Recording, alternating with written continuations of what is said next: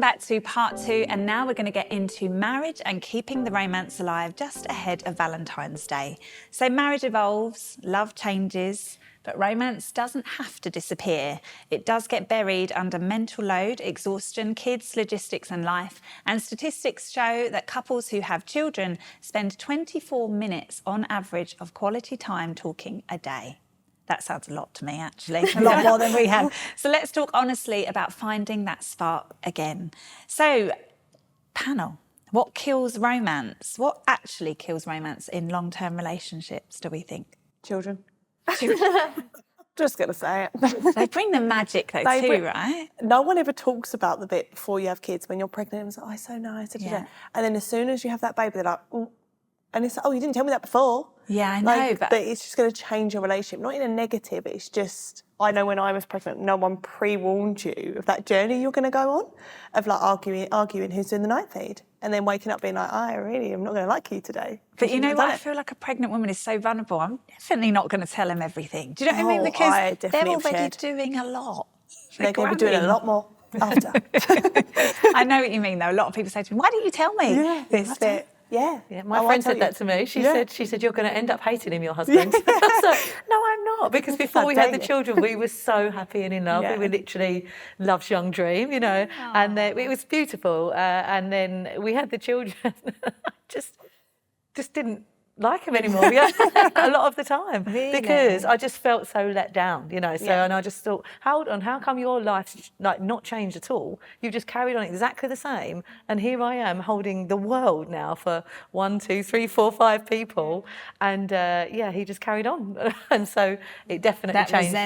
The resentment massively built over a long period of time, but so I think it's really important to try and make that effort for people, you know, for each other, because otherwise you get that sort of feeling every time they walk in the room. So children, resentment kind of leading one to the other. Jen, what? I think it's like responsibility, because you both, you know, you're both responsible for various parts of the life, especially when children come and like life's gone, even if there are no children, but you've got jobs and houses and, you know, and you get a bit kind of used to each other, and everything I found, we found a solution, which is great, but we found that everything was becoming quite practical. So like the conversations we were having, which were few because the children demanded more attention, or, you know, they were interrupting, or you didn't get loads of time together because you were working, everything was all about practical stuff, like who's doing this and who's going to go and get that. And it's a bit boring, isn't it? Yeah. It's like, it just becomes a bit meh when everything's about responsibility and practicalities, but it's also part of life. Like, we don't live in Disney, sorry, Jade. And there's elements of that has to happen. Yeah, that was the hardest part of therapy for me, is when someone once said to me, Disney isn't real. And I was like, you guys are just hurting my soul sorry. right now. This is like therapy today. We grew up like with these fairy tales, and that was romance. They never said what happened after. So they got together and you're like, yay. And they lived happily ever after. Cool, well, we're done. We've found each other. That's all pre-kids. Also, like, there are sparks of Disney magic and beautiful, but what if we're expecting that all the time? Then I'm sorry, that's going to fail. I had to learn this. Poor John. I had to learn it's this. Responsibility, though, isn't it, that comes in, and the burden of life. And I think when it's uneven, I think that can kill things a lot as well. And I think both of you can feel like it's uneven for different reasons, and it just not sort of work, you know. So I think it's really important that you do have these conversations, spend more than 24 minutes a day, week, month, year, you know, just actually have structured time together. I think it's really important. I think as well, for me, romance means different things at different ages of my life. So when I was in my 20s and you're going out with your girlfriends and you're all getting your boyfriends and you're all comparing notes and, you know, they bought me this or they did this for me, and you want that romance. Romance is really important at that stage as you're getting married and people getting proposed to, and it's a big topic of conversation.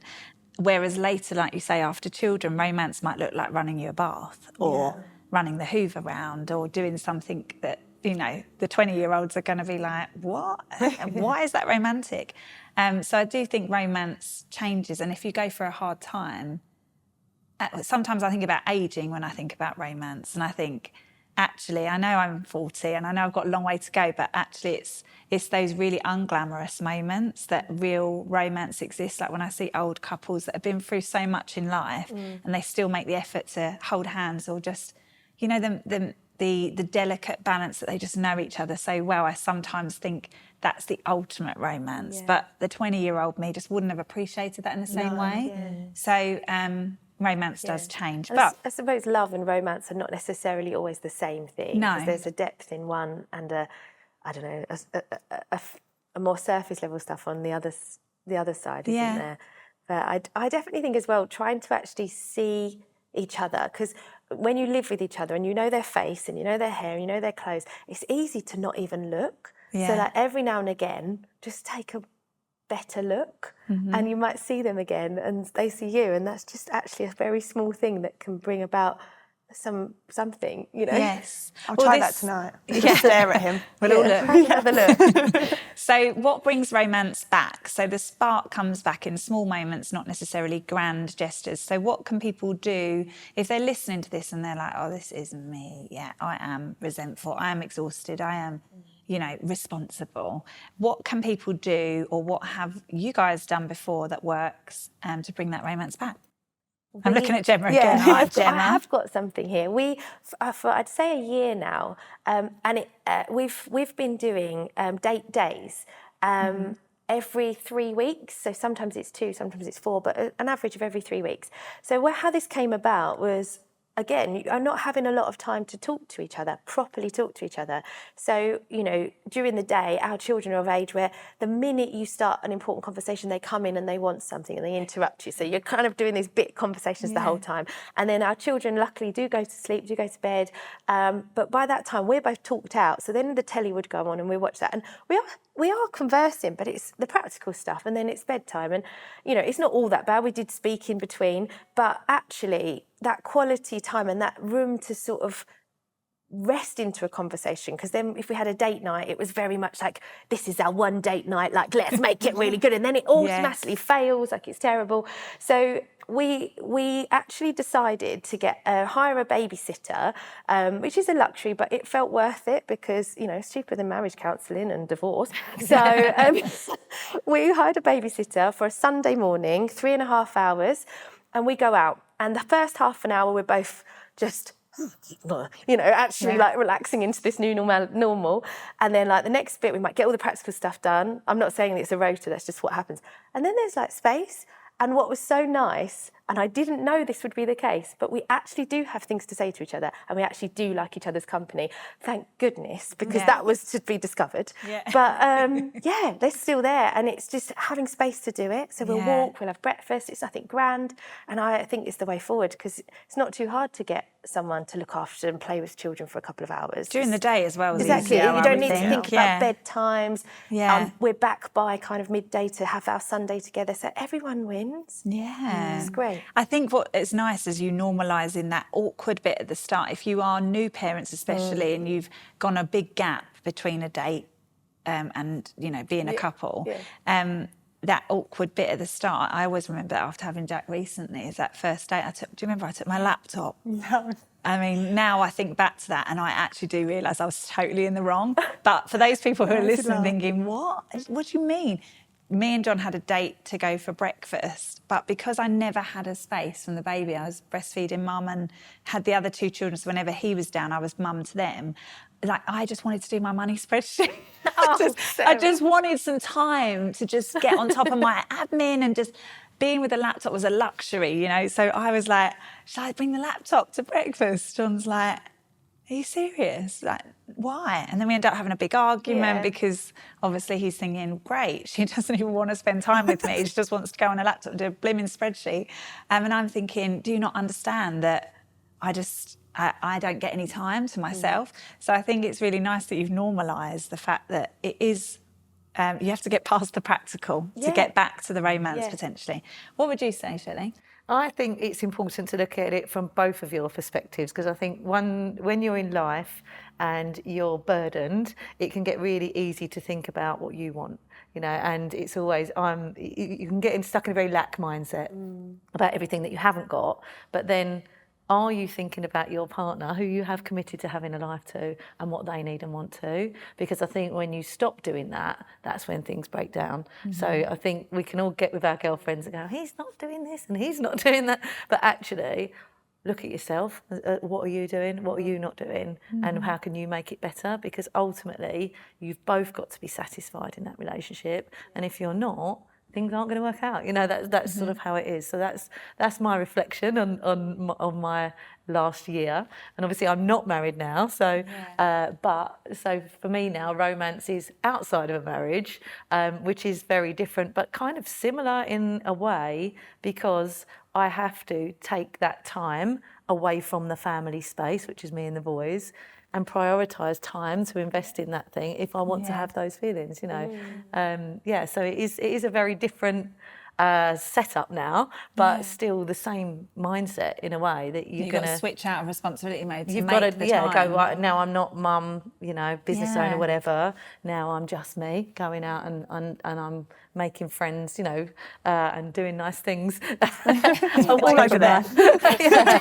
And actually, it'll be a very long time for me before there's any integration with my life, because that is just not something on my agenda at all. But it's still nice to have those joyful moments. Yeah. Have any of you done the love languages test? So for those people listening, the love languages test is free, isn't it? It's free. Yeah. It's just online, and it tells you what your top 5 priorities are and how you express love. And it's worth doing with your partner. I think it takes 5 minutes each, doesn't it? Short. And it will show you how each of you express love. You might not realise. So there's acts of service. Help me out here, ladies. Acts of service, quality time. Words of affirmation. Words of affirmation. Touch. Physical touch. And gift giving. Oh, well done, everybody. Five. Gift giving. And what it really can show is that you think there's no romance, but you show it in different ways, right? So you express love and romance differently. And as time goes on, those things will change. And so it's about understanding each other, just to Shelley's point, and trying to sort of show your partner love in the way they receive it. Yeah. So has any of you used this love languages test, and has it worked? Yeah, definitely. We learnt that before we got married, and it was quite an eye-opener, because my husband and I, our love languages are opposite. So we've had to learn fluency in languages that we don't speak. And we do genuinely we've been married 10 years now, and it isn't all smooth sailing. It hasn't all been smooth sailing, but it is a good, healthy marriage at this point in life. But we do have to keep reminding ourselves that was love. So, for example, my husband's love language, one of them, or top one, is practical help, and that is very low on my list. So he might, wash my car or whatnot, and he sees that as a gift of love, but I'm like standing there waiting for a cuddle. Yeah. And he's just like, ungrateful, I've just done your car. And I'm like, but cuddle me, I'm so annoying. But we're talking two different languages. So I've got to tune into his language and be like, oh, that was love, thank you so much. And he's got to tune into mine and be like, come here then. Give me a cuddle. I'll cuddle you, so annoying. Jade, have you used it? Yeah, I mean, I can lean into that because I'm probably like your husband. So, like, my partner, he's so good, to be fair. I'm saying this publicly, don't even tell him himself, but he does a lot for me, like, without me noticing. I'm like, God, you're just so great. But his is like quality time and touch. And every so often I'll have a moment, I'm like, oh, God, yeah, there we go. Take that one. Yeah, there we go. So romantic, Jane. Yeah, some love. That's okay. So we're not getting it again. And I'm like, well, I've done my bit. I've done my bit. I've done my bit. Look, don't try something. Look, see that? It's about remembering what. It's just something. So Shall you we can tell all that's have a right at the bottom, that one. Yeah. It's just and I've definitely picked up on that lately. I'm like, oh God, and he made a comment about it before, and I was like, you're so right, like a comment we had or a conversation we had a little while ago, that sometimes I'm like, oh, you're just in my world. This is great. Yeah. And I'm like, oh God, you've got your own life. Is that not mine? So it's all, I fully take it on, but I do love the love languages, and I do think they change as well, though. I do think over time they have developed and changed for both of us. And I think since having kids, his is probably more quality time. But I would be the one with my laptop being like, great, we're doing Christmas shopping? What are we doing? It's great. So, yeah. I'm going to do that test because I haven't done it in years. Good. Oh, see if it's changed. Yeah. Let us know. Right, here's our Valentine's call-in for this week. So, hi, Sarah and panel. We've been married 11 years. We love each other, but we barely touch anymore. We don't argue, but it feels like we're just housemates.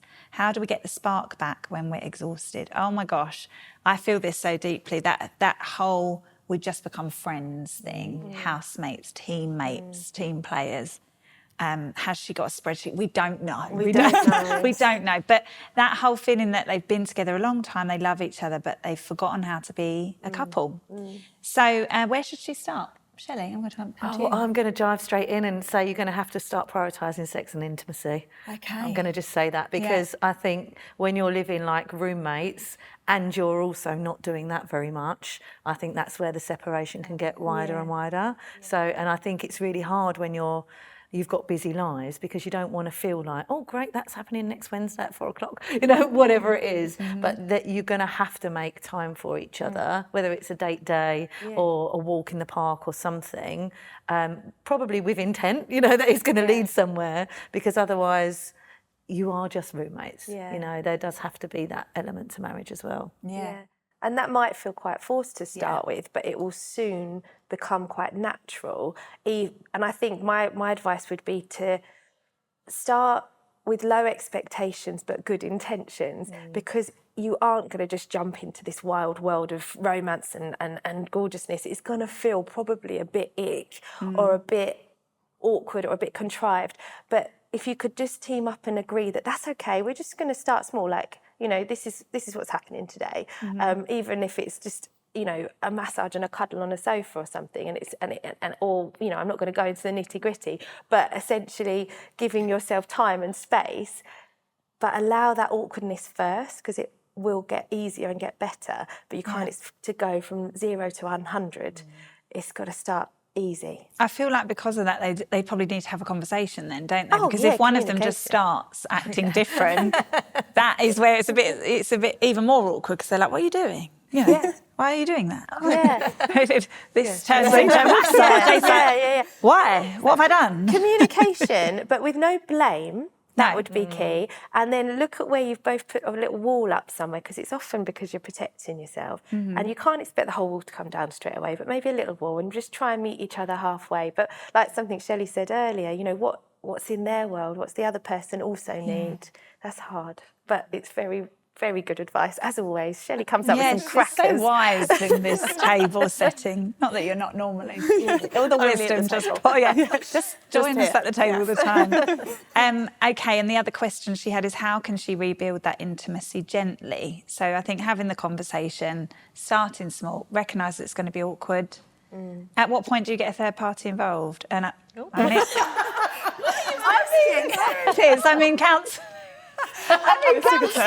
Okay, let me rephrase that. At what point do you seek professional help and have someone help you? We're on a completely different track. Is that no good? Ladies, come on. I think the answer is when the communication isn't happening.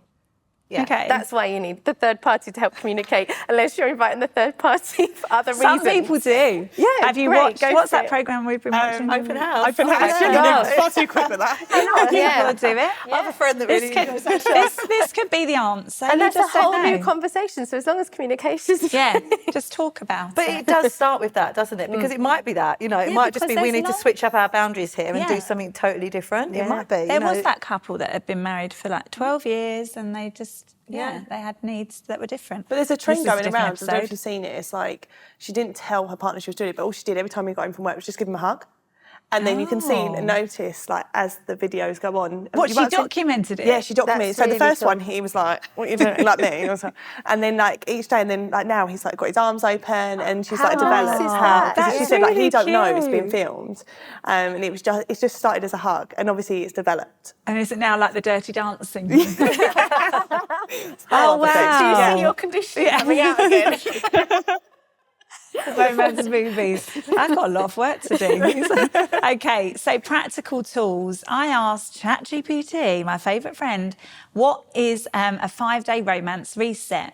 I'm going to see what you all think. Number 1, say one thing you appreciate about them. Easy. Oh, I like that. Day 2, touch for 10 seconds. How do you feel about that, Jade? I'll just skip to day 3. Okay. Number 3, one tiny act of service. This is day 3. Day 4, swap one responsibility. They do the dishwasher, you do the dishwasher. Don't know what the dishwasher keeps coming up. Like bored. Yeah, bored. Sorry. Number 5, sorry about the fact you don't like practical help, Gemma, do you? You had a hug, though, day 2. Yeah. Day 5, a 20-minute connection chat. How do you think ChatGPT did there? Well, great. that's a solid 9. I think you should ask Chat if he wants to go on a spreadsheet date with you. We would have so much fun. Which one do you think makes the biggest difference? Well, you're all going to go for your love language, aren't you? So I actually loved the way it started, something you appreciate about them, because we can fall into a trap looking at all the things that people are not doing. Yes. And quick reasons to moan about someone, something, very often our partner. If you can pull it somewhere, like, what do I really appreciate about you? A bit like that hug thing that you just said, that will get easier. Tomorrow there might be 2 things, 3 things, or weeks go by. And, it's all there to be had. It's just noticing it, isn't it? So I actually like number 1. So that was good. Yeah, no, I did want to speak about that actually, because I think as women in particular, that's fine. You're allowed to talk. I think as women, again, we can get into that critical nagging mode, can't we? And especially when we get with our girlfriends, because it's then, this hasn't happened, that hasn't happened, but actually I'm really grateful for, I really like it when you, like all of these things, just, it feels nicer, doesn't it? And it's nicer for you as an individual to talk about people like that as well, isn't it? So you're not just trying to find that negative bias all the time, but you are actually embellishing people and enjoying what they give to you, so I think that's really important. I think as women we do fall into that 3 C's trap, isn't it? Complaining, criticising and comparing. Yeah. If you catch yourself, it doesn't serve you. It feels good for like a minute, but it doesn't serve you. So that's really good advice. I like that. It's going to soften you, isn't it? It's going to soften not just you, but the dynamic. It's going to start bringing that wall down. For sure. And the thing that always gets me is when I think my son and my daughter will replicate the relationship patterns, or they will learn how to treat their partners by what they see us do. And that was always a bit of a wake-up call for me as well. I'm like, okay, actually, what kind of partner do I want Sienna and Joshua to be and to have? But look, culturally as well, like it's funny to moan about your husband or your wife. Yeah. Like not just husband-wise, but, that makes comedy programmes. That's the sitcom, that's the rolly eyes jokes about men and women and husbands and wives.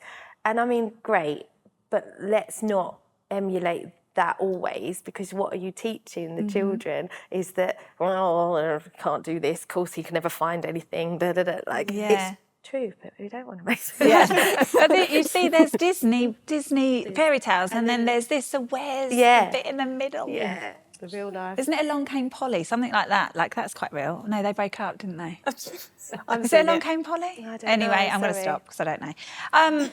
Okay, so just to wrap up the episode then, romance reflections, final thoughts, anything you didn't manage to say in this episode that's going to change someone's life or marriage or romance for the I next just think it's week? worth investing in, even if it's awkward. I agree. I'll do what she said. 100%. You've got to make the effort, and I think when you stop making the effort is when things fall apart. So if you truly are invested in your relationship, marriage, friendship, whatever it is, just keep trying. Yeah. Be nice. I love that. I'm going to end on Shelley's. That's wonderful. Thank you so much for joining us for this special Valentine's Day episode. And if you've got any thoughts or feelings or tips that you want to share, use the comments. We are building this community and we want to hear from you along the way. Thank you so much for joining us. See you next time.